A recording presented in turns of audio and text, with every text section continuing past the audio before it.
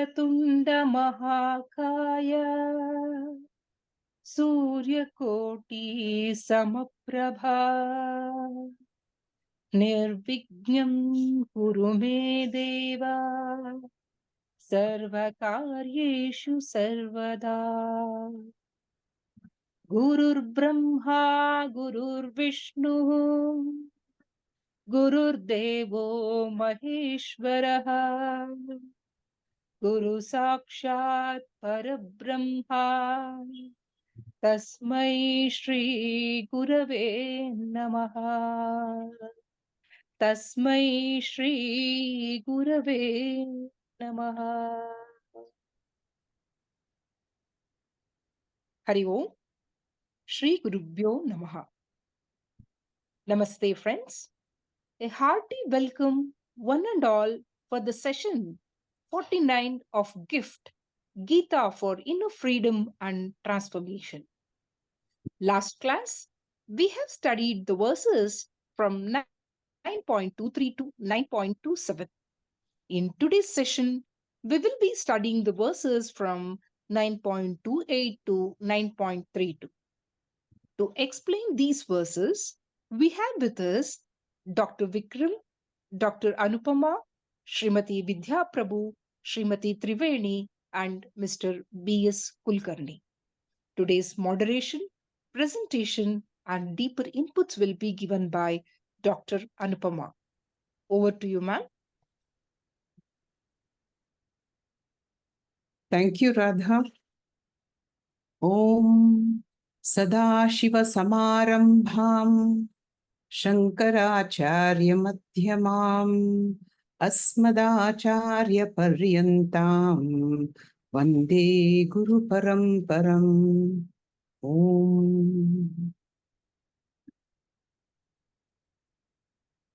Om Shri Gurubhyo Namaha. Today we are doing chapter 9 of Bhagavad Gita, verses 28 to 32. These verses discuss the significance of bhakti. Now, what is bhakti? Bhakti means devotion, reverence, or love directed towards a higher principle. It could be God, Guru, parents.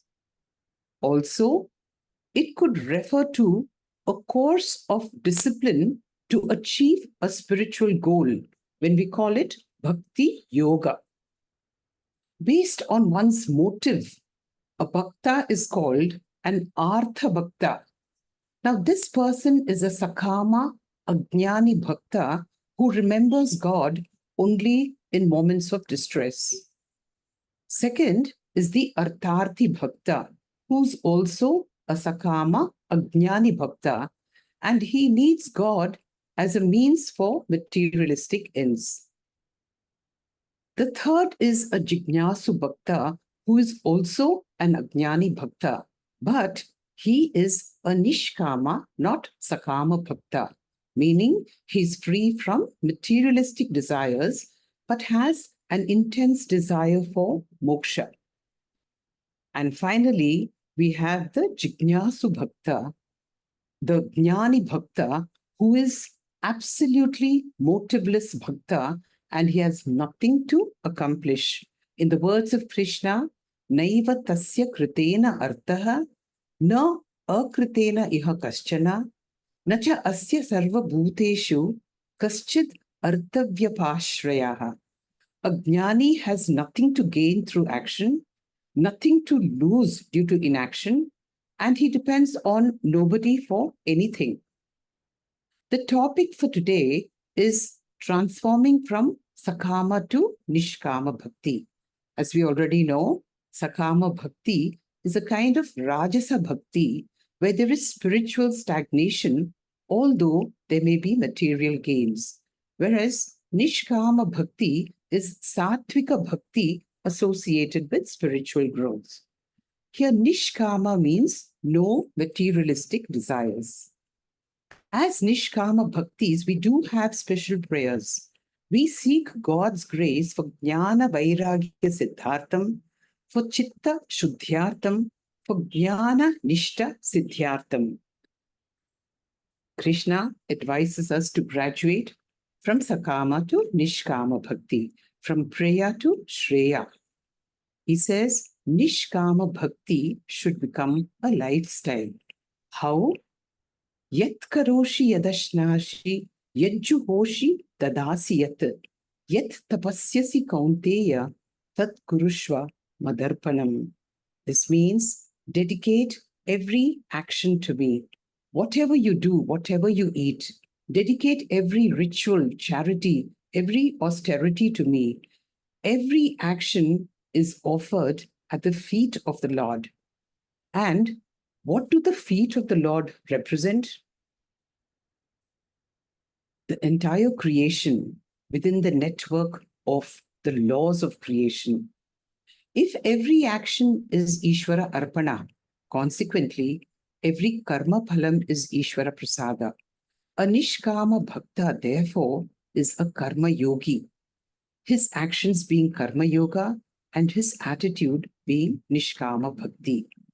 Therefore, this transformation is a consequence of integration of sadhana, karma yoga, with bhavana, Nishkama Bhakti. In the words of Sri Rajagopalachari, the path of bhakti is not different from that of jnana. When intelligence matures and lodges securely in the mind, it becomes wisdom. And when wisdom is integrated with life and issues out in action, it becomes bhakti. Knowledge, when fully mature, is bhakti. If it does not get transformed into bhakti, such knowledge is useless tinsel.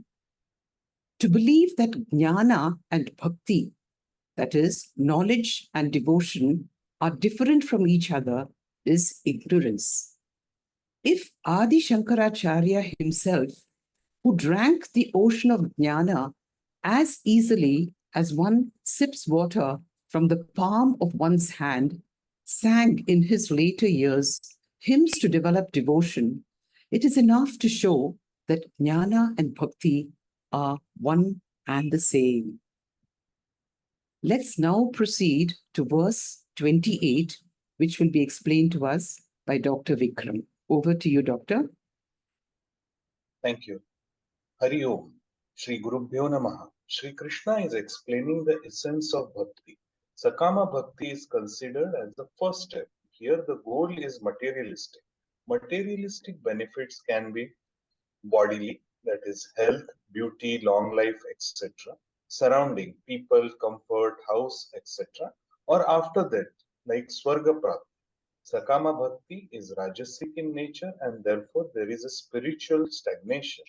When goal is shifted from selfish materialistic gain to spiritual upliftment, it becomes Nishkama Bhakti. Next slide. The difference between Sakama and Nishkama Bhakti is Sakama is Devata specific, Nishkama is not a Devata specific. Sakama is Puja specific and needs to follow prescribed route. Nishkama is not bounded by such route. Sakama may or may not fructify. Can be can the result can be positive, negative, or neutral. Nishkama will always give positive result. Sakama Bhakti will give finite result, while Nishkama Bhakti always gives infinite result. Next slide. Spiritual progress is the primary goal of Nishkama Bhakti. Every action is performed as a service to Lord. As a Karta, there is Ishvara Arpana Bhava. As a Bhokta, there is Ishvara Prasada Bhava. If we look at this carefully, this is same as Karma Yoga. Therefore, from Karma standpoint, it is Karma Yoga. From a Bhakti standpoint, it is called Nishkama Bhakti. And the end both leads to Jnana Yogyata and eventually Jnana. Sri Krishna refers to this by various terms such as Karma Yoga, Buddhi Yoga, Sannyasa Yoga, Nishkama Bhakti, and Jignasu Yoga. Now let's look at verse 28. Sri Krishna is explaining about the phalam of Nishkama Bhakti in this verse. The verse goes as शुभाशुभै फलैरेवं मोक्षसे कर्मबन्धनै संन्यासयोगयुक्तात्मा विमुक्तो मामुपश्यसि. Shubha Shubhai Phalai. Any karma will produce punya and papa result, here referred to as Shubh Ashubh Phala.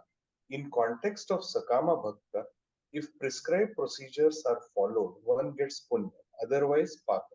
Hence, Sakama Bhakta is always trapped in papa punya or life and death cycle. In context of Nishkama Bhakti, since all karmas are devoted to Lord, Bhakta is not drawing any agami karma.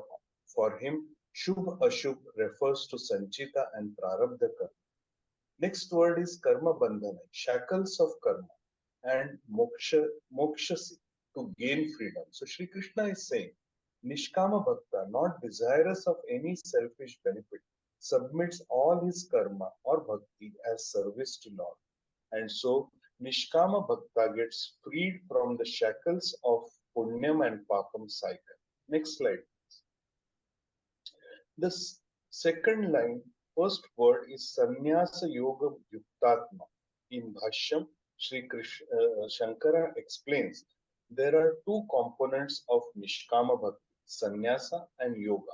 The yoga refers to the shift in the mental activity of Nishkama Bhakta, wherein he dedicates every action as service to Lord. Swamiji explains, sannyasa here refers to sangha sannyasa. Sangha means constantly worried about the consequences. Nishkama bhakta has nothing to worry either of future or result. Hence the word sannyasa. Next word is atma.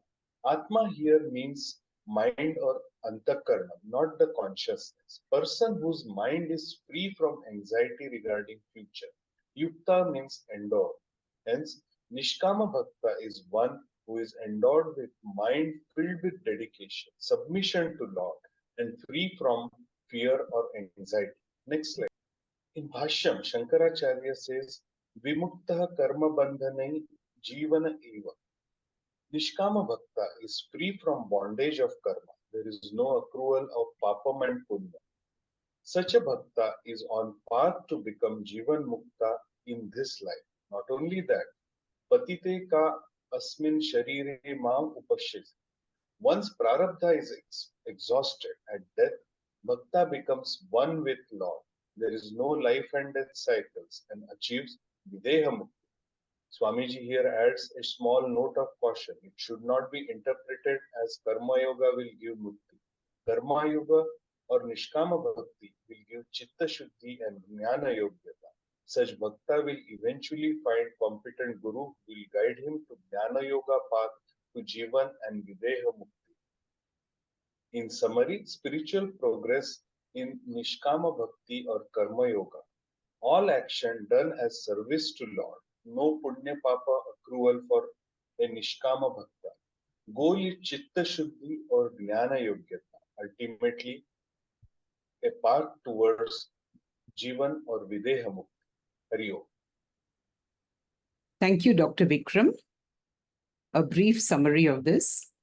The consequence of transformation from Sakama to Nishkama Bhakti in Krishna's words are Evam Mokshase Karma Bandhanaihi Shubha Ashubha Palaihi. Observing this picture, we see if Ashubha Palam, the consequence of Papa Karma, is an iron shackle, then Shubha Palam of Punya Karma would be nothing more than a golden shackle, because both are anitya, material palani, karma bandhanaihi only. In contrast, Nishkama Bhakti gives spiritual palam and leads one to the path of moksha. All material punyam and papam are variously disguised bondage, anitya palani. A Nishkama Bhakta transcends both. He is now a Sannyasa Yoga Yuktatma. Sannyasa meaning renunciation of materialistic desires and anxiety regarding consequences of his action.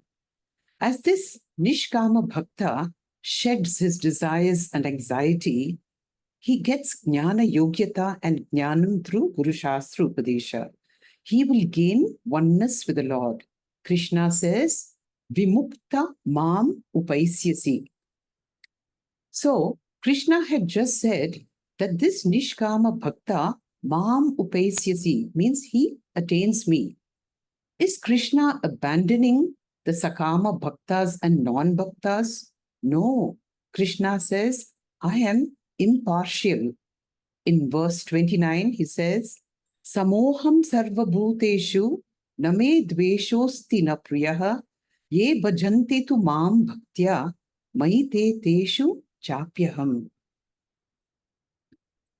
Just as the sun shines uniformly over all of us, intelligent people download its energy with solar panels and enjoy illumination at night. Whereas those who fail to download this solar energy suffer darkness at night. Similarly, we have to tap God's grace, which is uniformly available to all. Krishna says, Mama dvesha nasti na priyaha. Any difference is not caused by God, but by the choice of the bhakta. Ye mam bhaktya bhajanti. For those who worship me with nishkama bhakti, maite, I am already existing in them, and teshu chapi haham. I am existing in them, and they exist in me. Moksha, therefore, is a purushartha, a choice. The message given here is Bhagwan does not give moksha to anyone. Although omniscient, omnipotent, compassionate, Bhagwan cannot give moksha to anyone. Why? Because moksha is our swarupam, our nature. We only have to claim it. Aham atma gudakesha sarva bhuta shaya stitaha. I am available as Atma in everyone. Ye tu mam bhaktya bhajanti. Whoever worships me through bhakti. And what type of bhakti? Bhaktya bhajanti here means as a jnani bhaktya, advaita bhaktya, maite sarva bhava swabhava eva. They will abide in me, my nirguna swarupam, by their very nature. This means Jivatma Paramatma Aikyam is not created by the seeker. It is already there. Swabhavataha eva vartante. Teshu cha api aham. I also am one with them. As we've seen in Kaivalya Upanishad, Tattvam eva, Tvam eva tat. We are never separate. Division between me and the Lord or others, that means Dvaita Bhakti, is only due to Ajnanam. Moving on, Madam Vidya Prabhu will now explain verse 30 for us. Sri Gurubhyo Namaha. Till the 29th verse, we learnt in detail the comparison between Sakama Bhakti and Nishkama Bhakti. From this verse onwards till the end of this chapter, Lord Krishna is talking about the glory of Bhakti. Bhakti is a sadhana that can be started at any stage of life, while Jnana Yoga needs a lot of preparatory disciplines. To become a Bhakta, we do not require any qualification. Reason is that Bhakti itself has many stages and we can pick up from any stage. In the 12th chapter of Bhagavad Gita, the Bhakti Yoga chapter, we have seen Lord Krishna laying down 5 levels of Bhakti. Sakama Bhakti, Nishkama Bhakti, Eka Rupa Bhakti, Aneka Rupa Bhakti or Vishwarupa Bhakti, and last one is Arupa Bhakti. Depending upon the spiritual evolution, anyone can practice any level of bhakti. Here, Swami Paramarthananda brings in the fact that every human being suffers from some mental guilt as there is a conscience behind judging every action. Conscience is a common sense based norms of right and wrong, and there is an eternal judgment of any action that forms a self opinion. This awareness of the mistakes we have committed produces a lot of guilt, which is a great hindrance in a spiritual path. In the 6th chapter 2 of Bhagavad Gita, we have seen the requirement of 4 kripas to proceed further in the spiritual path. The first one is Atma Kripa, where we need a guilt-free mind, a confident mind. Second one is Ishwar Kripa, third Guru Kripa, and fourth Shastra Kripa. Here, Swami Paramarthananda gives a very reassuring quote. Every saint has a past and every sinner has a future. Now coming to the verse. Next slide, please. Api chet suduracharo bhajate mamananya bhag sadhureva samantavyah samyak vyavasito hi saha. Even the most sinful man, if he worships me with unswerving devotion, must be regarded as righteous, for he has formed the right resolution. The next slide, please. The indeclinable use of the word api means here even. Duracharaha means a corrupt person. Suduracharaha means an extremely corrupt person who has done all papams, including Panchamaha Patakam. Mam bhajate, suppose he comes to me, Ananya Bhak, without any wavering in the mind, with Ananya Bhakti, with total surrender. This very decision is a turning point.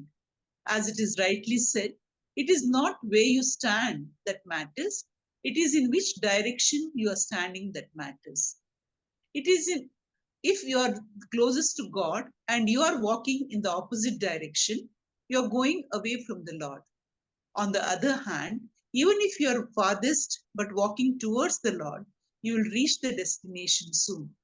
So the direction is more important, not the location. So sadhu revacha mantavyaha. Sadhuhu here means a saintly person because he has taken the right resolve.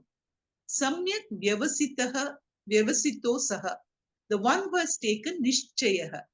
Nishchayaha here means the firm resolve. Vyavasayaha means a person of nishchayaha.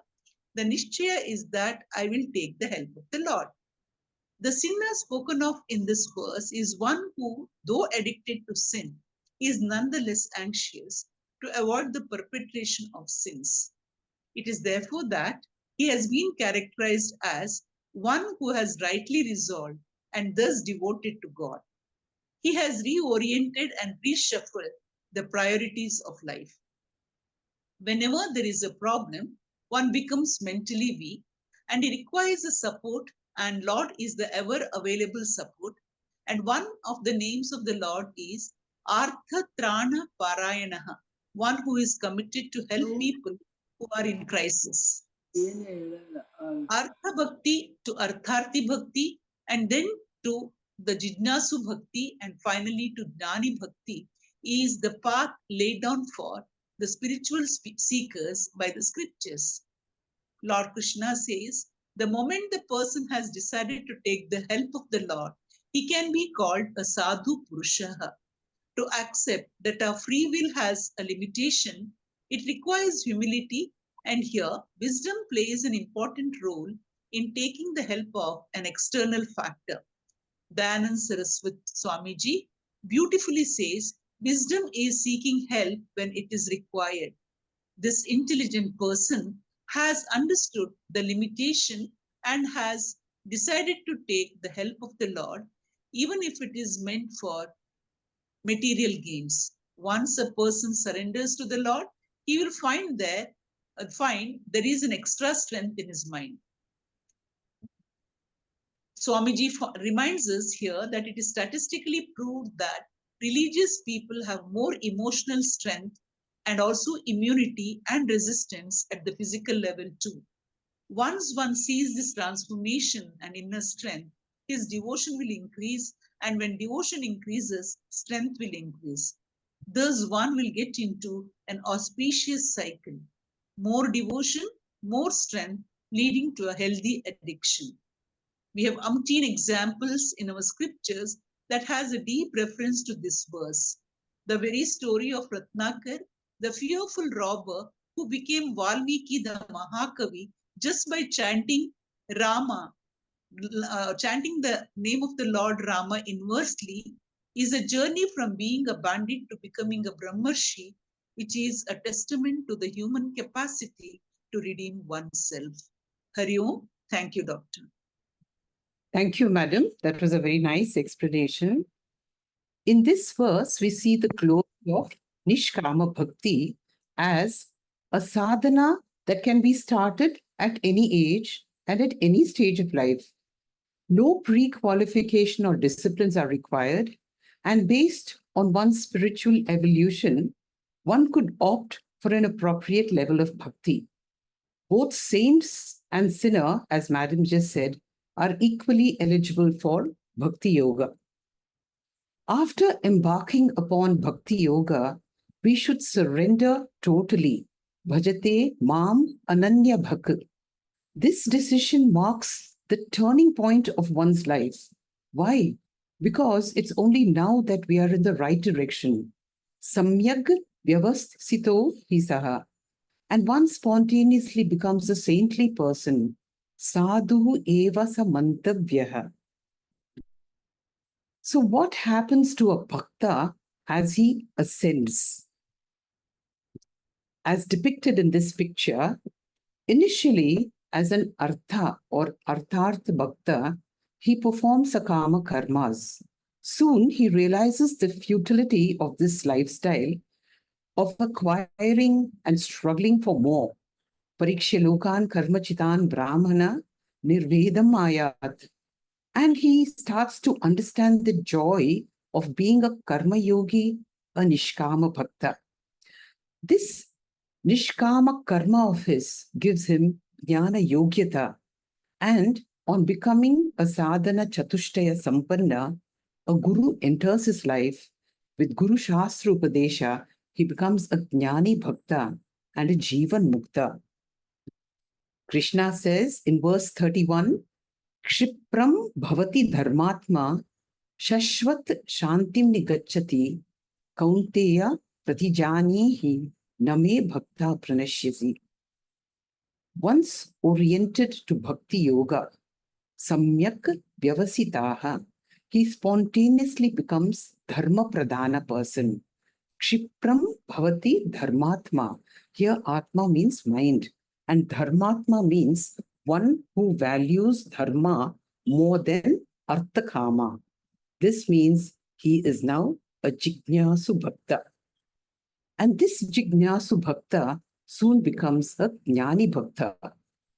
Once an intense desire to know Brahman is rooted in his mind, by providence he gets associated with Guru and Shastra. Just as when flowers bloom, bees just descend on them. When we bloom into sadhana chatushtaya sampatti adhikaris, gurus will come in search of us. As Krishna says, Tesham satata yuktanam bhajatam priti purvakam dadami buddhi yogam tam yena mam upayanti te. This means for a Virat Bhakta, the one who understands that he is a wave and God is the ocean, which is a relationship discovered by knowledge, I will facilitate their acquisition of Brahma Jnanam, Dadami Buddhi Yogam Tam. And what will they accomplish? Yena Maham Upayanti Te. Through Guru Shastra Upadesha, they get the Jnanam Aham Brahma Asmi. Krishna says, Shashvat Shantim Nigacchati. As a Jnani Bhakta, you become a wise person. And what is the wisdom? Gatasum, Agatasumscha, Nanu Shochanti Pandita. Wisdom eradicates grief. Hence, Shantim Nigacchati. What type of Shanti? Shashvat Shantim Gacchati. Kaunteya Pratijanihi. Krishna's promise to Arjuna and all of us is, what is this promise? Name bhaktaha pranashyati. My devotee will never have a spiritual fall. Krishna's promise, Krishna's guarantee that bhakti will transform us from mundane to spiritual beings. Remember, Krishna repeats this very message at the end of his sermon in chapter 18, verse 65. He says, if you can only manmana bhava, keep me in your mind all the time, Mad Bhakta Bhava, become my devotee. Madhyaji Bhava, worship me. Mam Namaskuru, if you could surrender to me, then I promise you, Te Pratijane, Mam Eva Haishyasi, you will reach me, meaning you will drop the notional distance between Jivatma and Paramatma. And this is the goal of your life. The concluding verse 32 will be explained by Sri Kulkarni. Over to you, sir. Hari Om, Sri Gurubhyo Namaha. After listening to the details of the Bhakta and Bhaktis, a path of devotion is open to all living beings in the universe. Fruits of life's dedications to the Lord of higher nature with a pure heart without ego is essentially required. Bhagavan assures to his devotees that he will secure and guide them in the righteous path to attain the supreme goal. God confirms that his devotees will never perish. In addition, they will be graced a Buddhi Yoga to revel in Atma in the path of knowledge, which he has assured in the Vibhuti Yoga of chapter 10. Tesham satatayuktanam bhajatam purvakam dadhami buddhi yogam tam yena mamupayanti te. I grace Buddhi Yoga to my devotees by which they come to me. A glory of path of devotion and its importance, along with assurance explained from verse 26 to 31. And in this verse also, a great assurance is blessed to the categories of the sadhakas who are likely to be deprived of the progress in the spiritual knowledge. First goes like this, Mahi partha vepasritya ye pasyuh papayonayaha striyo vaishyastata chudraha te piyanti param gatim. Taking refuge in me, they also, O Partha, may be a sinful birth, women, Vaishya, and Shudra, even they attain the supreme goal. Next slide, sir. Explaining the implied meanings. Mam vepasrita, taking refuge in me. That is, it is a ananya bhakta, charanagati bhava. The fruits of life dedication to the Lord of pure heart without ego is the supreme devotion. A purified mind alone can discover itself more and more with the discrimination. A devotee can learn and adopt the life of a yogi in the path of knowledge to attain the liberation. Lord Krishna categorically mentions a sadhaka based on the mental condition and natural environment in which they live. It is to clear the doubts of the common aspirants in general. These devotees are graced to the higher. Next slide, sir. Papa Yonis.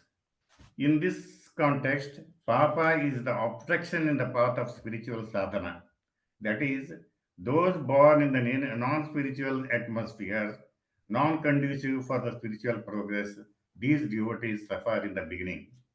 We can quote the example of a great devotee, a Bhakta Prahlada, born as a son of great king Hiranyakashipu, no support in the palatial atmosphere by his father, non-conducive situation by the family members, including a teacher.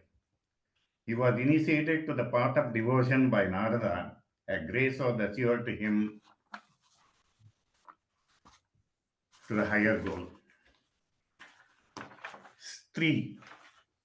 Some devotees whose mental condition is extremely attached to the close relatives, they are called as trees. Emotional feelings will be an obstacle in the spiritual progress. While analyzing the life of Mirabai, Akka Mahadevi, Anandamayi, they had to struggle hard for emotional detachment. God helps them with a suitable guidance to progress further. Vaishyas, those sadhakas of Rajasic nature, they are of materialistic of commercial nature, extreme attachment to the money matters. We may study the life of Bhakta Purandara Rasa, who finally developed an extreme detachment to the worldly affairs after becoming a devotee of a Vithala. Shudras, a spiritual aspirants of whose mental attitude of is of tamasic nature, a dasya bhava, they are sluggish to grasp the intellectual statement of scriptures. From the study of the great saints of Mahatmas, a devotees of tamasic nature turned as a great bhaktas after they are initiated to the higher nature. We may quote the life of Valmiki, Vidura, and Anandamayi like that. A Maharshi Narada, who has narrated the 24 Bhakti Sutras for the successful path in the devotion. Out of that, the 72nd of the sutra is pertaining to this context, that is, Nasti teshu jati vidya rupa kula dhana kriyadi bhedaha.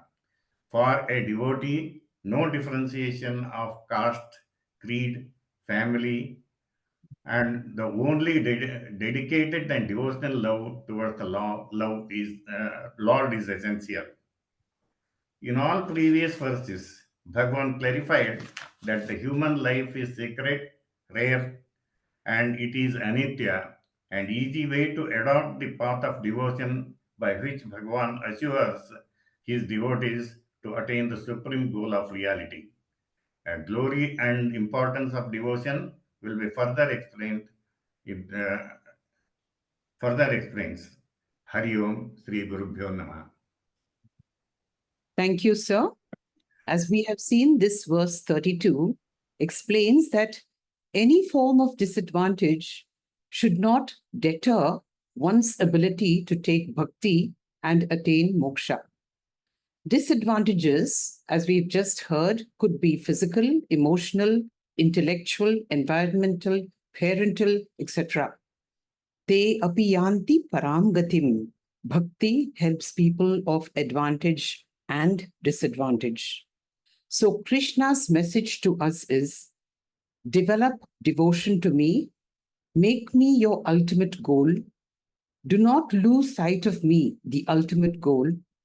Convert every moment of your life into an activity that purifies your mind. Always surrender to the Lord and invoke his blessings. Thank you. Thank you, Anupama ma'am, and all speakers of the day for your active participation in this divine journey. We shall meet in the next class of Mandukya Upanishad, session 23, on Friday, October 25th. Now it's time to conclude the session with Shanti Mantra. ॐ पूर्णमदः पूर्णमिदं पूर्णात् पूर्णमुदच्यते पूर्णस्य पूर्णमादाय पूर्णमेवावशिष्यते ॐ शान्ति शान्ति शान्तिः हरिः ॐ श्रीगुरुभ्यो नमः हरिः ॐ. Thank you.